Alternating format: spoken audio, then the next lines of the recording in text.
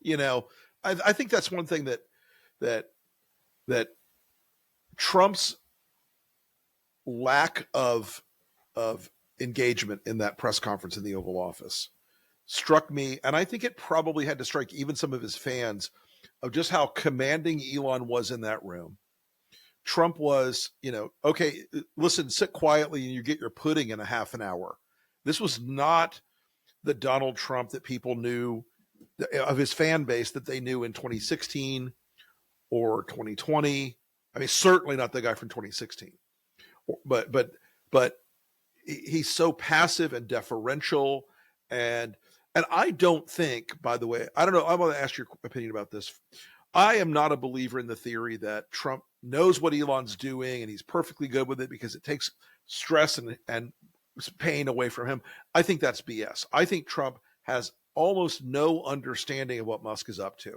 I think he technically and logistically and politically does not understand what's happening around him. I think that's absolutely right. And again, I think the model that people need to be thinking about this is Elon Musk is out there running government, and Donald Trump is the sort of ceremonial figurehead, head of state, sitting in the Oval Office, completely and totally focused on this incredibly weird set of personal obsessions. I mean, if you sort of look back over the last couple of weeks, what you see is no sign that Donald Trump is focused on running government or even aware of what is happening in government. He's sitting there sort of, making these pronouncements that the U.S. is going to take over Gaza. He's there outlining. It's going to work out great. Greeted as liberators. He's signing these executive orders focused on, transgender, barring transgender athletes in the United States, which literally accounts for 10 people out of 500,000. Last week, how much energy did the White House put to the Gulf of America versus the Gulf of Mexico? I saw sort of more energy and attention at the White House on that issue than I did on any other issue, foreign or domestic. And I think, to sort of, in some ways, Donald Trump is sort of trending towards this sort of senile Truman Show character where he gets to sit in the Oval Office while Elon Musk runs government, and he gets to sort of sign his fancy papers and hold bombastic press conferences that, people take, sort of seriously and literally now, but also aren't necessarily even going to go anywhere.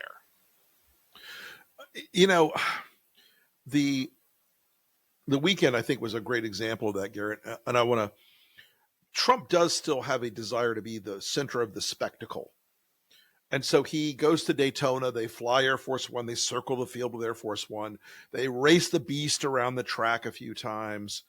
While he was doing that, Elon's people were trying to beat down the doors at the IRS to get inside the most sensitive IRS system, the one that not only contains every taxpayer record, but that also issues IRS violations, collections, refunds, etc. And I think Washington's got a failure mode. Washington journalism particularly has a failure mode where they are still chasing the spectacle. Oh no, we have to cover Trump going to Daytona. And so the machine moves with the president. And I know the White House press package is a different beast than a lot of things, but it struck me yesterday, like the amount of coverage of Trump and analyzing, why does Trump go to NASCAR events? We know why. It just strikes me that the culture change in Washington that should have happened after 2016 and never did, and should have happened after January 6th and never did. And once again, it's like I wake up thinking some days, like, as many mistakes as I've made in my life, I've never made a mistake like American journalists make in misunderstanding the threat of Trump. And I would go one step further than that and say, coming back to this Gulf of Mexico, Gulf of America insanity, what you saw last week with the showdown between the White House and the Associated Press, um, I was really shocked, perhaps not surprised, but horrified by the lack of solidarity of the other journalists in the White House press corps who failed to stand up to Donald Trump, to the White House, for the Associated Press. This is sort of one of those, like, they're starting with the Associated Press. Every one of those organizations is going to face a pressure campaign at some point. And the fact you wrote something critical about Donald Trump, you said something bad about Elon Musk, you can't go on the plane exactly. anymore. And so for me, the thing that I think actually would have been best of all is all of the rest of them just stop showing up until the Associated Press is let back on. Right. To your point about Donald Trump is in it for the spectacle, the fastest possible way to get Donald Trump to cave on punishing the Associated Press is for people to stop knowing that the spectacle is happening at all. And, I'm sure the journalists in the press corps are sitting there saying, well, if we don't show up, then, Daily Caller and Breitbart are going to get our seats on the plane. Right.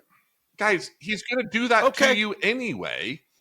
Well, yeah, take a look at the Pentagon. What has he done? Exactly. He has stacked the deck there with all lunatic fringe, MAGA, weirdo media types. There's no, the punishment they worry about in the short term, to my mind, is a real failure of recognition of risk, because that short term punishment, the major punishment at the end will be that he's going to start licensing media, and he's going to say the First Amendment's optional.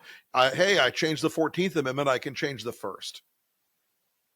And I think journalists have underscored that risk, undercounted that risk from the very start of Trump, way back in 2015. Yeah. I think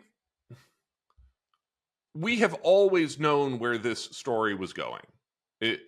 And there is a reason, again, going to the foreign examples versus the US example, there's a reason that most countries, once someone launches a coup, they're not allowed back into a democracy's politics.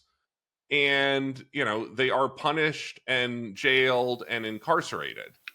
Exiled, what have you. Yeah. And, I think that to me, everything that we are living through right now was in some ways inevitable the day that Donald Trump won. And it was inevitable the moment, he was not held accountable over the course of 2024 for, his various transgressions against the democratic system. And yet it is still worse and more dangerous than I had imagined it was going to be.